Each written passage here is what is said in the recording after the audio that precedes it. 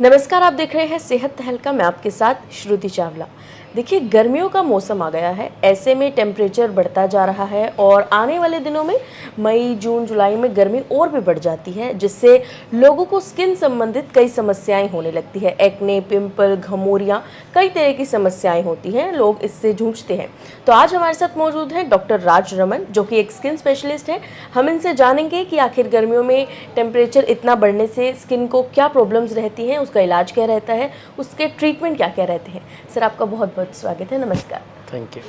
Sir, आजकल बीमारियां बढ़ने लग गई हैं, समस्याएं गर्मियों से रिलेटेड। किस तरह की बीमारियां होती हैं और गर्मियों में ये क्यों बढ़ने लग जाती हैं? देखिए, गर्मियों में जैसे ही हमारा टेम्परेचर बढ़ता है तो हमारा स्किन उस टेम्परेचर को सहन नहीं कर सकती। एक मिनिमम टेम्परेचर हमारा स्किन सहन कर सकती है, लेकिन जैसे ही ज़्यादा टेम्परेचर बढ़ता है तो हमारा स्किन उसको सहन नहीं करती है और उसकी वजह से स्किन में प्रॉब्लम्स आने लग जाती है। तो सबसे ज़्यादा प्रॉब्लम स्किन में एलर्जी होती है, जिसमें आपके लाल चकत्ते बन जाते हैं, घमौरियाँ बन जाती है, छोटे छोटे दाने बन जाते हैं पीठ पे, कमर पे, और पसीने की वजह से वो बहुत ज़्यादा उसमें इचिंग होती है। तो ये एक सबसे बड़ी कॉमन समस्या है। उसके अलावा गर्मियों में जहाँ पसीना रुकता है वहाँ आपको फंगस लग जाता है, जिसे हम दाद कहते हैं। तो ये दो बड़ी प्रॉब्लम्स होती हैं। तीसरी बात, हमारा जैसे धूप बढ़ती है तो हमारा स्किन का कलर डार्क होने लग जाता है, काला होने लग जाता है और छाइयाँ बनने लग जाती है। जो तीन मेन प्रॉब्लम्स होती हैं। तो इसमें सबसे ज़्यादा फेस करनी पड़ती है एलर्जी की समस्या। ये इससे कैसे इलाज कैसे हो सकता है इसका? ओके, देखिए, जैसे सबसे ज़्यादा कॉमन प्रॉब्लम है घमौरियों की। घमौरियाँ मतलब बहुत सारे लाल लाल दाने होना। इससे कैसे बचा जाए? तो सबसे पहले आप ध्यान रखें, आप और अपने पूरे परिवार के लिए बारे में मेरी एडवाइस है कि सुबह 10 बजे से लेके शाम को 4 बजे तक अपनी घर में रहें, ठंडी जगह रहें। लेकिन अगर फिर भी आपको निकलना पड़ता है तो आप अपने शरीर को प्रॉपर कवर करके रखें, डायरेक्ट धूप ना लगने दें और एडिक्वेट पानी पीते रहें। पानी का बहुत ज़्यादा रोल है। जितना एडिक्वेट पानी पीते रहेंगे तो आपको उससे कम घमौरियाँ रहेगी। इसके अलावा आपको जैसे लाल चकत्ते वगैरह बनते हैं तो आपको घर में जो उपाय है, आप सिंपल कैलामाइन लोशंस लगा सकते हैं और कॉटन के कपड़े आप प्रेफरेबली पहने। सर, जैसे कि आपने बात की लाल चकत्ते की, कई बार लोग समझते हैं कि आम सी बीमारी है, आम समस्या है, आम एलर्जी है, लेकिन कई बार इतनी बढ़ जाती है कि कोई ना कोई सर्जरी करानी पड़ जाती है, कोई ना कोई बड़ा ट्रीटमेंट लेना पड़ जाता है। तो किस तरह की समस्या बढ़ती है लाल चकत्ते की तरफ से? ओके, लाल चकत्ते जैसे इसको हम अर्टिकेरिया कहते हैं या पित्त उछलना कहते हैं। देखिए, पित्त उछलना एक एलर्जी है। एलर्जी आपके शरीर में दो जगह से प्रवेश कर सकती है। या तो आप कुछ खाएंगे, उसके वजह से एलर्जी अंदर जा सकती है, या आप सांस के द्वारा भी एलर्जी हमारे अंदर पहुंच जाती है। तो कुछ एलर्जी टेस्ट होते हैं जिसे हम डिटेक्ट कर पाते हैं, और ज़्यादातर इस तरह की एलर्जी दवाइयों से होती है। तो मेरा सभी से ये कहना है कि आप पेन किलर्स मेडिसिन ना खाया करें। बहुत कम पेन किलर लें, और आपको बहुत ही ज़्यादा ज़रूरत है तो केवल पैरास्टामोल की टैबलेट लेनी चाहिए, और कोई भी दवाई आप ना लें किसी भी तरह की। सबसे ज़्यादा एलर्जी पेन किलर्स मेडिसिन करती हैं, तो आप पेन किलर्स मेडिसिन से बच के रहें। और जैसे चेहरा सुस्त रहता है गर्मियों में, कालापन चेहरे पे आ जाता है, इसके लिए क्या इलाज हो सकता है? हाँ, गर्मियों बचाव में मतलब हाँ, बचाव जी। तो देखिए, सबसे पहले तो आप जब भी घर से बाहर निकले तो एक अपना, गांव के लोग हमारा बहुत अच्छे से परना यूज़ करते हैं, और लेडीज़ चुन्नी, दुपट्टा या कोई भी कपड़ा या मास्क अच्छे से कवर करके ही घर से बाहर निकले। आप अपने स्किन पे डायरेक्ट धूप ना लगने दें, वन थिंग। दूसरा, आप अपनी डाइट पे बहुत सा ध्यान रखें। मैं हमेशा सभी से कहता हूँ कि जो आप खाना अच्छा खाएंगे तो आपकी स्किन अच्छी रहेगी, आपके बाल अच्छे रहेंगे, आपकी स्किन बहुत हेल्दी रहेगी। और इसके अलावा डाइट तो बहुत ही इम्पोर्टेंट रोल है इस चीज़ का। बच्चों में देखा जाता है अक्सर, धूप में बच्चे मानते तो हैं नहीं, खेलते हैं, बाहर निकलते हैं, आउटडोर एक्टिविटीज़ करते हैं, तो बच्चों में घमौरियाँ ज़्यादा देखने को मिलती है। पीठ पर, बाजू पर घमौरियाँ काफ़ी ज़्यादा देखने को मिलती है। तो इससे क्या बचाव कर सकते हैं? बच्चों से रिलेटेड क्या बचाव हो सकता है? हाँ, बच्चों को एक तो सुबह 10 बजे से 4 बजे तक बाहर ना जाने दें। उनको पानी की एडिक्वेट पानी के लिए प्रोत्साहित करें कि वो पानी पीते रहें। और अगर आप गर्मियों में शिकंजी पीते रहें तो बहुत अच्छा रहेगा। कम से कम 2 या 3 गिलास रोज़ अगर नींबू और पानी पीते रहें तो आपका नमक और विटामिन सी आपको एडिक्वेट मिलेगा, जिससे घमौरियाँ से बचाव हो सकता है। और फिर भी अगर घमौरियाँ हो तो एक कैलामाइन, सिंपल सबके घरों में होता है लैक्टोकैलामाइन, उसका लोशन का आप लेप करें। जी। और अगर बहुत ज़्यादा एलर्जी है तो सिंपल एविल की टैबलेट आप दे सकते हैं। डॉक्टर साहब, जिस तरीके से गर्मी में बाहर निकलते हैं तो कोई जॉब पर जा रहा है, कोई अपने वर्क पर जा रहा है तो बाहर निकलना ही पड़ जाता है। धूप के कारण बाजुओं पर काफ़ी ज़्यादा टैनिंग हो जाती है। मॉइस्चराइज़र करके निकल रहे हैं, लेकिन उसके बाद भी ये प्रॉब्लम क्यों फेस करनी पड़ती है और इसके बचाव क्या क्या है? देखिए, बहुत तेज़ धूप होएगी तो डेफिनेटली हमारी स्किन काली पड़ेगी। तो उसका बेस्ट बचाव है कि जब अगर आप कोई स्कूटी चलाते हैं या बाहर जाते हैं तो हमारी स्लीव्स आती हैं, या तो आप अपना कुर्ते की बाजू यहाँ तक रखें या एक्स्ट्रा स्लीव्स आती हैं वो पहनें। ग्लव्स पहन सकते हैं, मास्क लगा सकते हैं, और सनस्क्रीन का बहुत अच्छा रोल है। आप सनस्क्रीन सुबह 9 या 10 बजे लगाएं, फिर 12 या 1 बजे सनस्क्रीन फिर से लगाएं। स्पेशली अपने चीक्स को, अपने फोरहेड, नोज़ और चिन को कवर करें। तो सनस्क्रीन बहुत अच्छा उपाय है। सनस्क्रीन से बेटर है आप अपने स्किन को कॉटन क्लोथ से कवर करें। जी। और अगर कोई एलर्जी हो जाती है या कोई दाने निकल जाते हैं तो लोग अक्सर बर्फ़ की उस पर सिकाई करते हैं, तो ये कितना सही है और कितना नहीं? बिल्कुल, अगर आपकी घमौरियाँ हैं पूरी बैक पे और बच्चों के या चेस्ट पे लाल लाल चकत्ते बन रहे हैं, तो आप बिल्कुल बर्फ़ की सिकाई कर सकते हैं। बर्फ़ को डायरेक्ट भी लगा सकते हैं और इनडायरेक्ट मीन्स बर्फ़ को पॉलीथीन में डाल के उसकी सिकाई कर सकते हैं। और पानी एडिक्वेट आप पीते रहें तो ज़्यादा अच्छा रहेगा। सर, जैसे एक्ने और पिंपल्स रहते हैं तो उससे रिलेटेड गर्मियों में भी ज़्यादा बढ़ जाते हैं, क्यों बढ़ते हैं गर्मियों में? देखिए, गर्मियों में जब ज़्यादा पसीने निकलते हैं तो हमारी जो ऑयल ग्लैंड्स होती हैं वो ब्लॉक हो जाती है। ऑयल ग्लैंड्स जैसे ही ब्लॉक होती है तो वहाँ पे एक पिंपल बन जाता है। तो पिंपल्स का आप टाइमली ट्रीटमेंट लेना बहुत ज़रूरी है। जैसे छोटे छोटे ब्लैक हेड्स बन जाते हैं, वाइट हेड्स बन जाते हैं, तो वो टाइमली उसको निकाल दें। अगर ब्लैक हेड्स आप नहीं निकालेंगे तो ब्लैक हेड, जितना बड़ा ब्लैक हेड्स बाहर निकलेगा उतना बड़ा आपको पिट छोड़ जाएगा। जो एक बार गड्ढा अगर फेस पे बन गया वो परमानेंट बन जाता है। तो एक्ने का ट्रीटमेंट टाइमली लेना ज़रूरी है और आप अपने स्किन स्पेशलिस्ट, अपने डॉक्टर से ज़रूर संपर्क करें।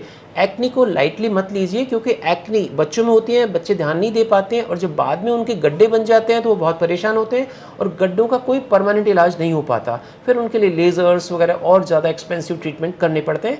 तो एक्ने को पेरेंट्स ज़्यादा ध्यान रखें अपने बच्चों की एक्ने के लिए, कि बच्चों को पता नहीं होता है।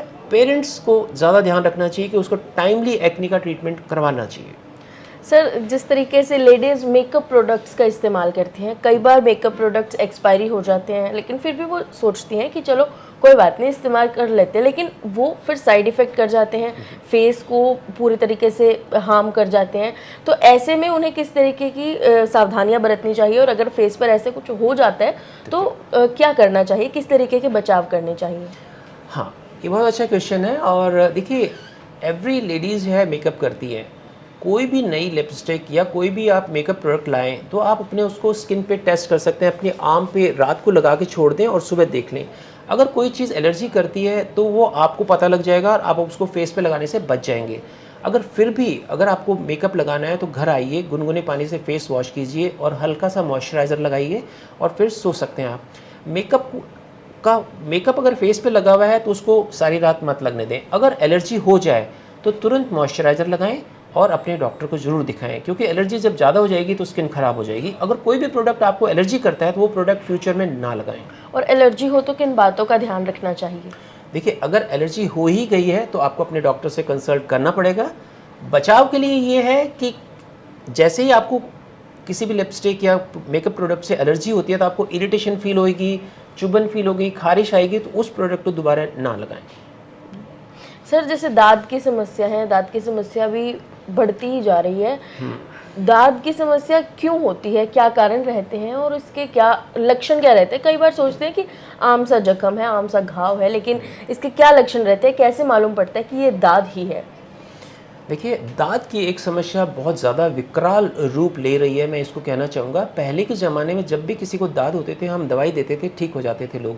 अब अगर हम दवाई भी देते हैं तो लोग नहीं ठीक होते, फिर हमें एक दवाई देनी पड़ती है, दूसरी देनी पड़ती है, तीसरी देनी पड़ती है। इवन 4-4 दवाइयाँ लेने के बाद भी आज के टाइम में दांत ठीक नहीं हो रहे। और ये मैं फ्यूचर का एक बहुत भयंकर रूप से बता रहा हूँ कि आने वाले टाइम में हम लोग दांत की वजह से बहुत परेशान होने वाले हैं। कारण देखिए, दांत तब होते हैं जब हमारे शरीर में कहीं पे भी पसीना रुकता है तो वहाँ गीला हो जाता है, या हम गीले कपड़े पहन लेते हैं और ध्यान नहीं देते, तो जहाँ भी नमी होगी वहाँ फंगस लगेगा। तो आप ये ध्यान रखें कि कहीं पे भी अगर आपको पसीने ज़्यादा आ गए हैं तो आप तुरंत नहा लीजिए। सपोज़ आप घर से निकले हैं और शाम तक घर पहुँचे और आपके पसीने आ गए हैं, तो आप उसको इग्नोर मत कीजिए, सोप से प्रॉपरली उसको वॉश कर दीजिए, तो आप बच सकते हैं। अगर आप लंबे टाइम तक गीले कपड़े पहने रखेंगे तो फंगस लग जाएगा। अब एक बार अगर फंगस लग गया है तो आप उसको तुरंत अपने डॉक्टर को दिखाइए। आप जाके केमिस्ट से दाँत की दवाई मत लीजिए, क्योंकि जनरली सब लोग उसमें स्टेरॉइड्स देते हैं। स्टेरॉइड आप लगाते ही आपको दाँत आराम मिल जाता है, लेकिन 2 दिन के बाद फिर हो जाता है, तो वो दाँत फंगल रेजिस्टेंस बन जाता है। उसकी वजह से आपकी लाइफ बहुत मुश्किल हो जाएगी। उससे स्किन फट जाती है, स्किन में स्ट्रेच पड़ जाते हैं और वो परमानेंट ख़राब हो जाती है। तो जब भी आपका थोड़ा सा भी आपको लगे कि मुझे दाद हो गया है, आप तुरंत अपने डॉक्टर को दिखाइए और प्रॉपर ट्रीटमेंट लीजिए और अपने ट्रीटमेंट को पूरा कीजिए, बीच में मत छोड़िए। और अगर आपने बीच में छोड़ दिया, ड्रग रेजिस्टेंस बन जाएगा और आपके दांत ठीक नहीं होंगे। और ये हमारे ऑल इंडिया की बहुत बड़ी प्रॉब्लम है। लोग क्वारिडम, पेंडम, जीएम और बहुत सारी दवाइयाँ सेल्फ यूज़ करते हैं, उसकी वजह से रेजिस्टेंस डेवलप हो रहा है। और बहुत सारे लोग ऐसे हो चुके हैं जिनमें कोई भी दवाई दे दो वो नहीं ठीक होते हैं। तो जैसे टीबी की रेजिस्टेंस डेवलप हो गई है, वैसे ही फंगस की रेजिस्टेंस आ गई है और अब लोग परेशान होना शुरू हो गए हैं, क्योंकि उनमें कोई दवाई काम नहीं करती। तो मुझे सभी से ये बहुत स्पेशल रिक्वेस्ट है कि आप अपनी स्किन का बहुत ज़्यादा ख्याल रखें, गर्मी और पसीने को रहने मत दें, रोज़ सोप से प्रॉपरली नहाएं और अगर ड्राई होगी तो मॉइस्चराइज लगाएं। और अगर सिंगल छोटा सा भी दाद आपको हो गया है तो आप तुरंत अपने डॉक्टर को ज़रूर दिखाएं। ये बहुत ज़रूरी समस्या है। डॉक्टर साहब, अभी आपने सनस्क्रीन की बात की थी। अमूमन क्या होता है, महिलाएं तो सनस्क्रीन लगा लेती हैं, लेकिन जेंट्स ये सोचते हैं कि हम तो पुरुष हैं, हम क्यों लगाएं, हमें क्या ज़रूरत, ये तो मेकअप प्रोडक्ट्स है। लेकिन मैं चाहती हूँ कि आप दर्शकों को बताइए कि ये जितना ज़रूरी महिलाओं के लिए हो उतना ही पुरुषों के लिए भी है। बिल्कुल, बहुत ज़रूरी है। देखो, सनस्क्रीन का यूज़ करना बहुत ज़रूरी है। सनस्क्रीन कोई मेकअप प्रोडक्ट नहीं है। सनस्क्रीन आपकी स्किन को बचाती है छाइयों से और ब्लैक पिगमेंटेशन से। आजकल पुरुष भी बहुत सेंसिटिव है, वो नहीं चाहते कि उनकी स्किन ब्लैक हो जाए, काली पड़ जाए, चकत्ते बन जाए, झाइयाँ बन जाए।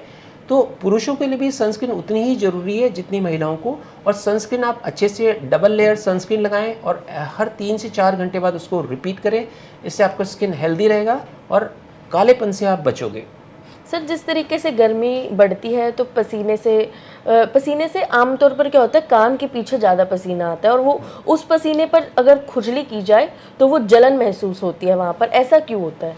कुछ देखिए, पसीने में सॉल्ट्स होते हैं, जैसे नमक वगैरह होता है, तो तभी हम कहते हैं ना, जब ज़्यादा पसीना आते हैं हम शिकंजी पीते हैं, नींबू पानी पीते हैं, उसमें नमक डाल के पीते हैं। तो जो सॉल्ट आपके स्किन पे काफ़ी देर तक रहता है तो वो इरिटेट करता है, और जब वो इरिटेशन लंबे टाइम तक होती रहती है तब वहाँ पे एलर्जी का रूप बदल जाता है।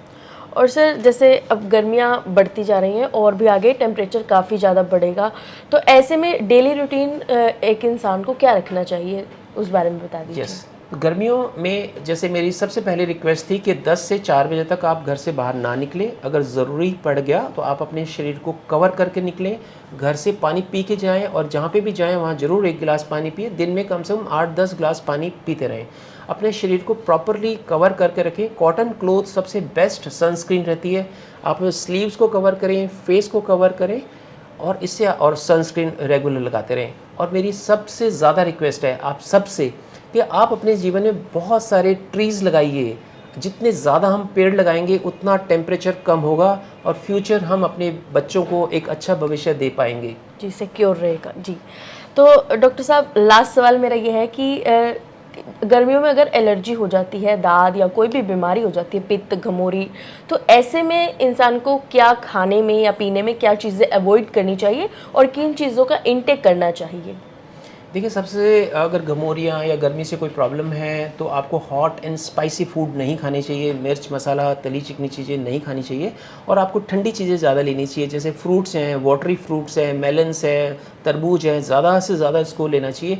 और पानी एडिक्वेट आप पीते रहें, शिकंजी पीते रहें। इवन लस्सी सबसे अच्छी उपाय है कि हमारे गाँव में सबसे ज़्यादा लस्सी अवेलेबल है और लस्सी बहुत ही बढ़िया चीज़ है जो आपके दस्त में भी काम आती है और आपको डिहाइड्रेशन में भी काम आती है। तो अपने आप को डिहाइड्रेट मत होने दीजिए। जब भी स्किन डिहाइड्रेट होगी, स्किन में रिंकल्स पड़ जाएंगे, स्किन ड्राई हो जाएगी, तो एडिक्वेट पानी, लस्सी, फ्रूट्स बट एडिक्वेट लेते रहें। अगर एलर्जी हो गई है, आपको लगता है कि, फिर ज़रूर डॉक्टर को दिखाइए।